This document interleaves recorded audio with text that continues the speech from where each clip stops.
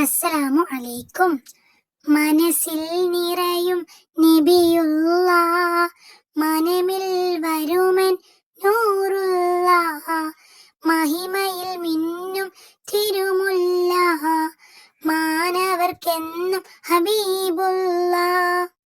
പുഞ്ചിരി തൂകും പൂമുഖമായി, പൂർണ്ണനിലാവിൻ അഴകായി, പരിമളം വീശിയ നിധിയായി, പാരിൽ വന്നു നബിയായി.